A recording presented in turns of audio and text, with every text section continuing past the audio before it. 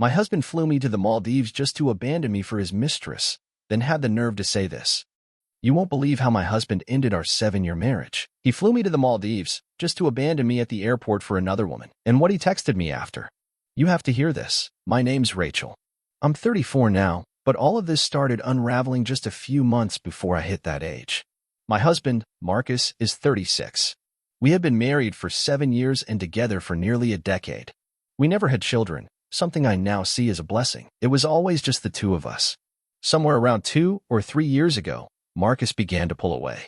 He'd come back later and later from the office. At first, he'd say there was a major assignment at work or a tight deadline to meet. I didn't question it. I get it. Work can get hectic. But that explanation turned into a broken record. Even when he was physically present, he wasn't really there. He was glued to his phone most of the time, either scrolling or furiously texting. If I asked who he was chatting with, he'd brush me off with just work and act irritated. Our conversations began to dry up. We used to share the little details of our day, laugh about random things that all vanished. Sometimes I felt like I was speaking into the void. I tried to bring up how distant things had become. I'd say things like, it feels like we hardly talk anymore, or, is something bothering you? You've seemed off lately. Most of the time, he'd respond with something like, work's been draining, or, I'm just tired. And occasionally, he'd flip it on me, saying I was overreacting or imagining things. He started going through these phases. Some days he'd be broody and barely say a word, and other days, he'd snap over the smallest thing. I mean, even asking him to lend a hand around the house could set him off.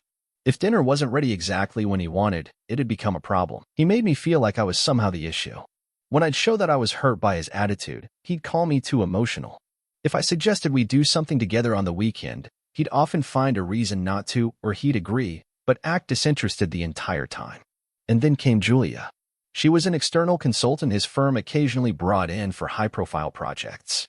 At first, he only mentioned her in passing. Things like, Julia had a great idea, or Julia's approach really impressed the team. But after a while, it started feeling like he was talking about her more than anyone else at work. He'd go on about how intelligent she was, how fast she was climbing the ladder, how confident she seemed. I met her once, very briefly, at a New Year's company gathering about 2 years back. She struck me as the charismatic type, very self-assured and animated. That night, Marcus spent quite a bit of time chatting with Julia. I didn't bring it up at the time. I didn't want to come across as the jealous wife. But I started noticing small things after that. He began bailing on plans more often. Once, we had dinner arranged with my folks in Denver, and just an hour before we were supposed to head over, he called me saying there was some major crisis at work and he had to go back in. He sounded genuinely overwhelmed, so I covered for him and told my parents he had an emergency. Another time, we had tickets to a band he'd said he really wanted to see live. That same afternoon, he suddenly claimed he wasn't feeling well and said I should go without him. I ended up taking a friend. Not long after, I came across a photo on a coworker's Facebook post. It was from a supposed mandatory, boring team meeting Marcus had mentioned earlier that week. But it looked a lot more like a relaxed dinner event. And right there in the picture was Julia, standing almost shoulder to shoulder with Marcus, both of them laughing like they shared some private joke. When I asked him about it, he instantly went into defense mode. Said it was a business dinner, nothing more, and that Julia was just another member of the team. He told me I was being paranoid, trying to control him.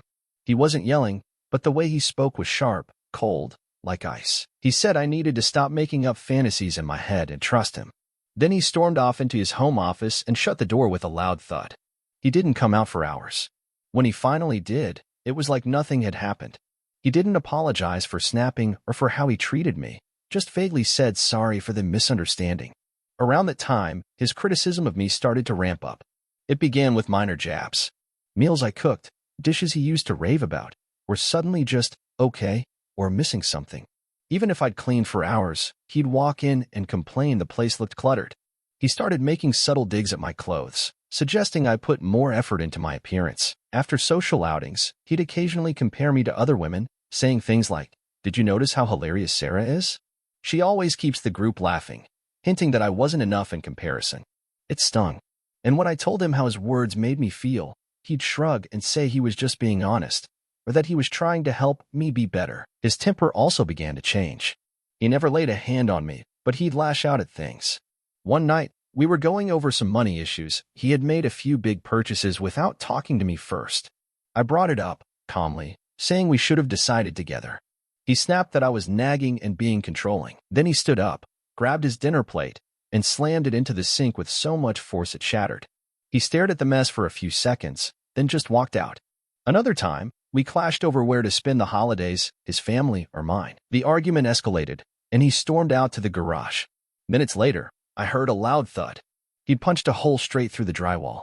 When he returned, he looked embarrassed and said he was sorry, that work had been weighing on him lately. Promised he'd patch it up. Maybe he did, but that burst of anger stayed etched in my mind. And yet, as our 7th anniversary approached, Marcus suddenly turned into a new man. Out of nowhere, he was upbeat and affectionate. He told me he had something incredible planned. A few weeks before the date, he sat me down and pulled out a glossy brochure for a tropical escape, Maldives. He said he knew he'd been distant and stressed, and he wanted to fix that. He wanted to reconnect, to rediscover what we had lost. In the weeks leading up to the trip, he was like the old Marcus again. He asked how my day went, helped tidy up, even started small, sweet conversations. He bought me a new travel bag and a few outfits he thought I'd like for the trip. And I let myself hope again. I wanted to believe things might actually turn around. When we landed in the Maldives, the first few days were just as dreamy as the brochure promised. We stayed in a gorgeous villa with its own private pool surrounded by fragrant island flowers. Marcus was all charm, all smiles. He held my hand like he used to. He showered me with compliments. He even planned romantic candlelit dinners by the water. He kept taking pictures of us, of me, and posted them all over his social media. The captions read things like 7 years and still my stunning wife, and making memories in paradise with my forever person. I saw the posts and felt this flood of relief. Maybe he meant it. Maybe he was really trying to mend things. Our plan was to spend 3 nights at this beautiful resort, and then hop over to a quieter, more secluded island for the next 4 days. On the morning of day 4, we packed our bags. We had breakfast beside the pool, and Marcus seemed a little more subdued than usual. I assumed it was just the early morning or maybe the travel ahead. A taxi arrived to take us to Narita Airport for our island hopper flight. During the ride, Marcus barely said a word. His eyes were locked on his phone, typing furiously. I asked if everything was okay. He nodded, didn't even glance up. I figured maybe there was some last-minute work issue he needed to settle before we went completely off-grid. The airport was packed. We pulled our large bags from the taxi, and as we started walking toward the domestic check-in counter, he said, "I just need to run to the restroom. I'll meet you at check-in." He still had his backpack, his carry-on with him. I said, "All right," and continued ahead. I found our airline and got in line for the short island flight. The queue moved quickly. As I got closer to the front, I started scanning the area, expecting Marcus to walk up any second. But he didn't. I reached the front of the line, and the agent asked for both our passports and tickets. I smiled and told her, "My husband will be right here," just stepped into the men's room. I stepped aside to let others go ahead and called his phone. Straight to voicemail. I texted, "Where are you?" "I'm waiting at check-in." No response. 5 minutes passed. Then 10. I felt a tightness creeping into my chest. I called again. Still voicemail. Another text. "Marcus, they're boarding soon. What's happening?" Still nothing.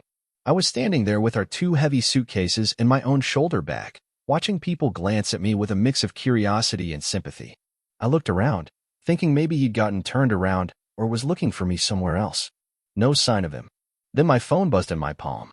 My heart jumped. I thought it was him calling, but it was a message. From Marcus. Even before I opened it, I knew something was wrong. My stomach dropped. It was a long text. I'll share it here exactly how it came through. "Rachel, I can't do this anymore. I'm not in love with you. I haven't been, honestly, for a long time, probably years. I kept hoping something would shift, that I'd feel differently. But I don't. I'm tired of faking it. Julie is here in the Maldives. She's the one I've always really wanted to be with. She told me she wants to give us a real shot, something honest. She arrived this morning. I'm with her now. I know this is a terrible way to tell you, and I'm sorry for doing it like this, but I couldn't say it to your face. If I'm being completely honest, you were never the one for me. You were always my second choice. My attorney will reach out to you about the divorce. The tickets aren't refundable, I checked. But I left some money for you back at the house. It's in the top drawer of your dresser. Please don't contact me again. Marcus." I stared at the screen. Once, twice, 3 times. Each word landed like a punch to the gut. He had orchestrated this. The anniversary, the sweet gestures, the dream vacation, he planned it all as a soft landing pad for the blow he was about to deliver. He brought me halfway across the world, told me it was to reconnect, to fall in love again. And then he left me in a foreign place to run off with another woman he had already made arrangements to meet. The sheer level of deception, it left me speechless. I think I sat frozen on that airport bench for over an hour, just trying to process what had happened. I didn't cry. I couldn't. It was like all my emotions had been vacuumed out, leaving nothing but a heavy, frozen numbness. I just sat there, hollowed out. He even had the audacity to mention the cash in my dresser drawer, like he was leaving a tip after wrecking my life. The first thought that cut through the fog was simple. I had to leave Japan. I couldn't stomach staying there, knowing Marcus was somewhere on the same island, living out his romantic fantasy with Julia. I found the counter for the international airline we'd flown in with. I told the agent that my travel partner had an emergency and had to leave urgently, and I needed to head home as soon as possible too. She was kind, so much kinder than I expected. She found me a seat on an evening flight, though it had a layover in Seoul. I'd be back in San Diego by the following afternoon. The cost to change the ticket was steep. I used the emergency credit card I always kept for travel. It maxed out almost the entire limit. I still had around 6 hours to wait before boarding, and I couldn't bring myself to sit in the terminal under those harsh airport lights. So I rented a small day room at a hotel connected to the airport. Once I was in the room, I sat down on the bed and called my younger sister, Leah. It was about 3 a.m. back home, and she answered groggily on the third ring, already worried. I didn't go into a long explanation. I didn't have the strength for drama. I just told her the facts. Marcus left me. He's with Julia. I'm alone at the airport. I'm flying home tonight. Leah, on the other hand, exploded with rage. She started cursing his name, ranting about how she never fully trusted him. She even offered to book a flight and come to Japan immediately. I told her no, that there was nothing she could do here. I just needed her to be there when I landed. I couldn't talk long. I felt like a single wrong word would splinter me completely. The flight home was a drawn-out torture. Just hour after hour with that message looping in my mind. I couldn't sleep. I didn't touch the food. They served fish, and the smell nearly made me gag. When the plane finally touched down in California, I felt like I'd aged a decade. Leah was waiting for me just past customs. She didn't say anything at first, just wrapped me in the kind of hug that says everything. That's when I let go. Not fully, but enough for a few sharp, gut-wrenching sobs to escape. She drove me to her apartment. I couldn't even consider going back to the house Marcus and I had shared. The idea of walking into that place and finding his little consolation prize, money in the drawer, made me physically sick. I stayed with Leah for 3 days. She was incredible, let me talk when I needed to, and let me be silent when I didn't. She made sure I ate at least something every day. She also handled my phone, screening every call, especially when Marcus's relatives started reaching out. I assumed he hadn't told them the truth and they were fishing for answers. On the second day, I made the call to a divorce attorney. Leah had a friend who'd gone through a messy separation and connected me with her lawyer. I met with her the next day. I told her the entire story from start to finish. I even showed her the text Marcus had sent. She read it carefully and then laid everything out for me, what my rights were, how the process would go, and what my next step should be. She said the message was solid proof of both desertion and adultery. The fact that Marcus mentioned his own attorney made it clear that this wasn't a spur-of-the-moment decision. He had this all mapped out. She told me not to wait on him to act. The next morning, Leah and I went back to the house. We picked a time when Marcus was usually at work, if he'd even come back from Japan on his original flight. We later found out he and Julia had extended their paradise escape. His car wasn't in the driveway. Walking into that house felt surreal. It was cold, hollow, no longer mine. I headed straight to her bedroom. The envelope with cash was right where he said it would be. It felt like an insult wrapped in a $100 bill. I took it, just like my lawyer said I should, to have it recorded as part of the joint marital assets. Then I packed. I gathered anything that had belonged solely to me before the marriage, or that had been gifted directly to me over the years. Leah helped carry everything, boxes, bags, suitcases, to her car. We filled the trunk. I followed my lawyer's advice and took pictures of every room in the house, furniture, walls, everything to document the state of things. After that, I went to the bank and opened a new account in my name only. I transferred exactly half of what was in our joint checking and savings accounts into it. My lawyer had told me this was my right, and I wanted to act while I still had access. I printed out the statements and left them on the kitchen counter, just in case he ever came back. It was my way of saying, I'm not broken.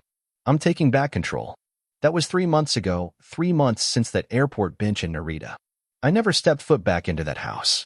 With Leah's support and some help from our parents to cover the deposit, I moved into a small but comfortable 2-bedroom apartment on the other side of the city. The day after I moved my last box out of the old house, my lawyer officially served Marcus with divorce papers. We filed based on desertion and adultery. The text he sent me was the first piece of evidence. Marcus didn't reach out to me directly. Not at first. Out of twisted curiosity, I checked his social media a couple of times. It was all sunshine and roses. Picture after picture of him and Julia, still in Japan, then back in California, wining and dining, going on little weekend getaways. His captions made me want to throw up. Found my true joy. Living my best life with my amazing woman. He was served at his office. His lawyer reached out to mine soon after. At first, they tried to push back, claimed that I had abandoned the marital home and cleaned out the joint account. But my lawyer wasn't having it.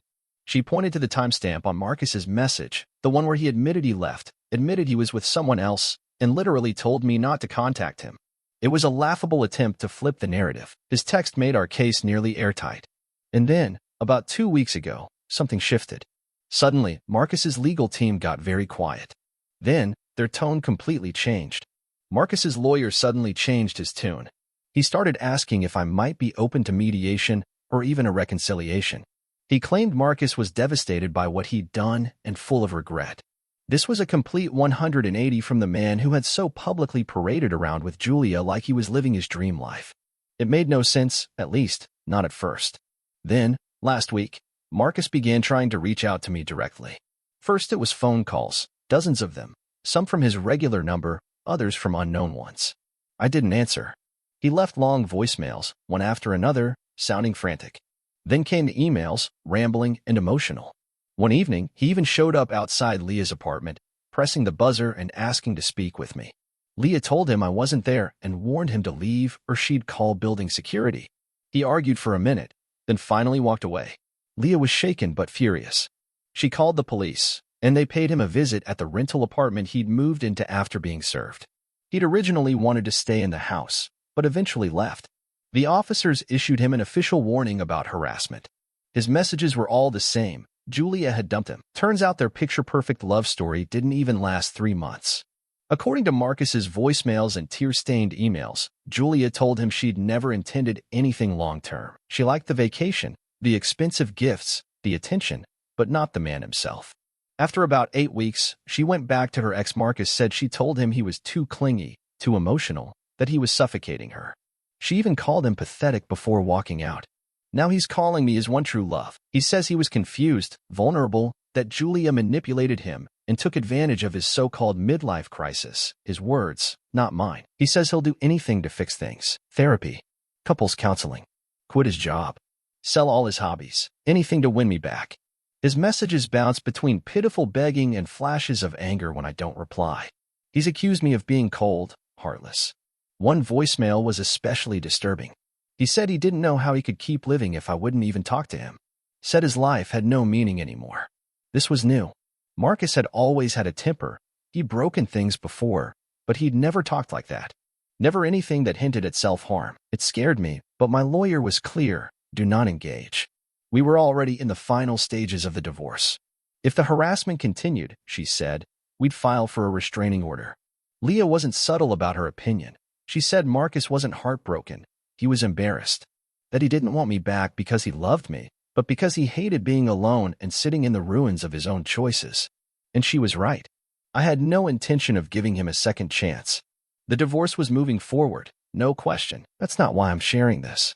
I'm not here wondering whether I should take him back. That door isn't just closed, it's bolted shut and nailed from the outside. My question is how to deal with his behavior now. He's unraveling. Marcus started parking his car outside my office building. He hasn't come up to me, hasn't made direct contact, but I see him just sitting there, staring from his window as I leave for the day. It's deeply unsettling. My lawyer told me a restraining order was the strongest legal option, but I'm also afraid of what Marcus might do. Not to me, I'm taking precautions, but to himself. As awful as he's been, I don't want him doing something irreversible. And I really don't want to get dragged into more legal mess or emotional fallout. I'm trying to find the best path forward, one that doesn't involve speaking to him directly or accidentally giving him false hope, but also doesn't escalate things further. Update 1. First off, thank you to everyone who read my post and took time to comment. I read every response. It really helped to know I wasn't alone in thinking that Marcus's behavior had crossed a line. Several of you shared your own experiences, and while that was heartbreaking, it also made me feel less isolated. A few clarifications, since people had questions. Yes, the restraining order. A lot of you said I should get one right away. And you're right, we were already preparing for that before I posted.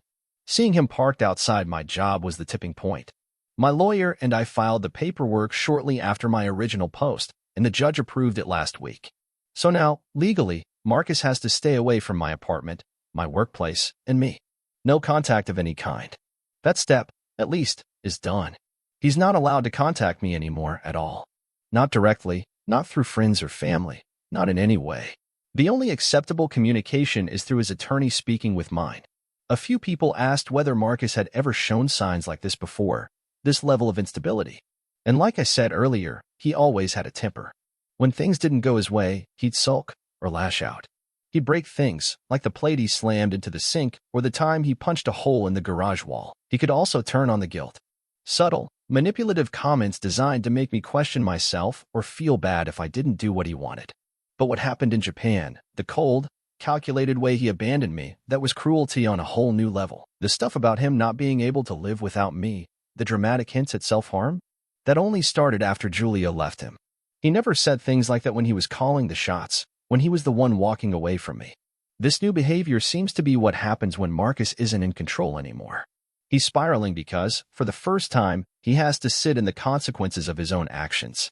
As for Julia, I honestly don't know much more, and I don't really care to. According to Marcus's messages, she used him, took advantage of the fancy trip and the expensive gifts, and then went back to her ex. That's his story. True or not, it changes nothing for me. If anything, her actions peeled back the last layer of Marcus's mask and showed me exactly who he was. So in a strange, unintended way, she did me a favor. Then there's the money. I mentioned he left cash in the dresser. I never wanted to touch it. It made my skin crawl. It felt tainted, like a payoff. I handed the entire amount over to my lawyer, who documented it as part of the divorce's financial accounting. After reading through all the comments and revisiting everything with Leah and my attorney, it was crystal clear. Any form of engagement with Marcus would be a huge mistake.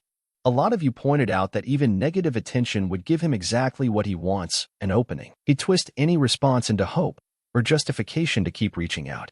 This isn't about remorse. Marcus isn't truly sorry for what he did to me. He's just sorry that his big fantasy life crashed and left him alone. His talk of self-destruction wasn't about me, it was a manipulation tactic. A way to yank me back into feeling responsible for his choices, his emotions. But I see through it now. The fact that he only turned desperate after Julia dumped him makes it clear that none of this is about us. It's about him. So, I stuck to the plan. Absolute silence. 1. Zero contact. I haven't replied to a single call, text, or email. Every new number he tries to use, I block. Every email he creates, blocked. It's like an endless game of digital whack-a-mole, but I'm getting better at it. All of this started before the restraining order was even in place. 2. Restraining order served. Like I mentioned, the judge approved the order. A professional process server delivered the legal documents to Marcus at his rental apartment. He can no longer claim ignorance. He knows full well he's not allowed near me, my workplace, or my home. 3. Keeping a paper trail. Before the court order came through, I documented every single time Marcus tried to reach me. I saved his voicemails, no matter how upsetting they were. I took screenshots of his missed calls and texts. I even snapped photos from my office window when I saw his car sitting in the parking lot, complete with timestamps and dates. My lawyer now has a full record. That solid documentation was one of the key reasons the judge approved the restraining order so quickly. Every time Marcus crossed a line, I made sure to keep proof. Marcus did not take the restraining order well. He couldn't reach out to me directly anymore, legally. Any contact would now be a violation, but that didn't stop him from trying. The evening he got served, my call blocker showed over 20 missed attempts from his number. All of them were cut off before they could even ring through. Silence on his end, but loud in its desperation. Then came a long, furious email, not to me, but to my lawyer, which, by the way, also violated the restraining order since it explicitly forbids indirect contact. She's already moving forward with legal action on that.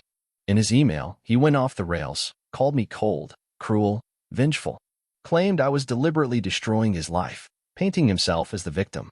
He said the restraining order had pushed him over the edge, like it was some kind of final betrayal. He conveniently forgot that he was the one who left, who orchestrated the deception in the first place. And then, in a particularly twisted paragraph, he accused me of emotional manipulation. According to him, I used his moment of weakness, his own words, for the voicemails where he hinted at self-harm against him to get the restraining order. As if I wanted him to spiral. As if I was the one being cruel. The day after he was served, his car wasn't in my office parking lot. That alone felt like a huge weight off my chest. Later that afternoon, though, my lawyer received a call from Marcus's attorney. Apparently, even he had reached his limit. He told my lawyer that Marcus had completely unraveled in his office. He'd been shouting, ranting about how his life was ruined, making vague threats about not wanting to be here anymore, and then stormed out before anyone could calm him down. A few hours later, things escalated again. Marcus's sister called his lawyer in a panic. Then she called my lawyer, hysterical. Marcus had phoned her, sobbing, saying he'd downed a bottle of pills and that he couldn't take it anymore. Then he hung up. That, of course, set off alarms. His sister called emergency services. Paramedics and officers rushed to his apartment. But it turned out to be just another scene, another twisted performance. He hadn't taken the pills. Not a single one. Just another attempt to pull focus. To manipulate the people around him. To claw back even a shred of the control he lost. The paramedics found an empty bottle of aspirin tipped over on Marcus's coffee table. According to the official report, which his lawyer eventually forwarded to mine, likely in an effort to paint Marcus as both dangerously unstable and somehow deserving of pity, he was heavily intoxicated and extremely emotional, but otherwise physically stable. No medical crisis. No real danger. Because of what he'd said on the phone to his sister, they had to follow standard protocol. He was taken to the hospital for a psychiatric evaluation and kept overnight for observation. They released him the next morning. My lawyer told me all this in her usual calm, matter-of-fact tone. She reminded me that Marcus's actions are his responsibility. And while the incident was definitely alarming, she also pointed out it might have been another performance, an attempt to manipulate me, to derail the divorce, or to guilt me into reaching out. She's actually using that report now to strengthen our case even further. It only adds to the clear pattern of instability and supports the continued need for the restraining order. So that's where things currently stand. Since that dramatic episode, Marcus hasn't tried to reach out to me directly. No more emails. No voicemails. No car parked outside my job. The divorce is still progressing, and his antics, while exhausting, haven't changed my resolve. I'm still done. Update 2. It's been about 9 months since Marcus abandoned me in Japan. 6 months since I last updated this thread. And I'm happy to say the divorce is final. As of 3 months ago, I am no longer married to him. The restraining order is still active. And surprisingly, Marcus has been mostly compliant. He hasn't tried to contact me directly, and he hasn't shown up anywhere in person. After my lawyer sent his legal team a strongly worded warning about further breaches, even the indirect contact, like those rage-fueled emails, stopped. That said, finalizing the divorce wasn't exactly smooth sailing. Through his lawyer, Marcus fought over every little thing. He tried to argue that he was entitled to more than half the proceeds from the sale of our house, claiming he'd been the main earner in the earlier years of our marriage. That wasn't even true. Our incomes were pretty even most of the time, and in the last 2 years, I had actually earned more. At one point, he even had the nerve to request spousal support. His lawyer filed a claim stating Marcus was suffering from severe emotional distress, unable to focus at work, devastated by both the divorce and Julia's rejection, and that I should compensate him financially. The judge dismissed the request almost immediately. My lawyer came prepared with a message Marcus had sent when he left me in Narita, where he literally called me a second choice. She also presented all the documentation of his harassment and the restraining order. That was more than enough. In the end, the assets and property were divided according to our state's laws, which meant a relatively equal split. The house was sold, thank God, and I received my share. That money helped me feel like I could finally breathe again. I still hear things about Marcus now and then, through mutual acquaintances who either forget I don't want to know or think I secretly do. Apparently, his life hasn't gotten any better. After Julia walked out, he tried dating again, but nothing ever lasted. A few people said he whines to anyone who will listen, claiming I was unfair during the divorce, that Julia used him and destroyed him, and that he's just a guy with bad luck and worse women. There were even whispers that he was drinking heavily after the incident with the aspirin and the psyche valve, but I don't have proof, and honestly, I don't care to. I just want to say thank you to everyone who followed this story, commented, and offered advice. Writing everything out here gave me space to process what was happening. It helped me think clearly during a time that was incredibly chaotic and painful. Your messages made me feel like I wasn't alone or screaming into the void. I don't expect to post any more updates. The legal chapter is over. The order of protection is in place. And emotionally, that door is shut, locked, and bricked over. I have no intention of ever speaking to Marcus again for any reason.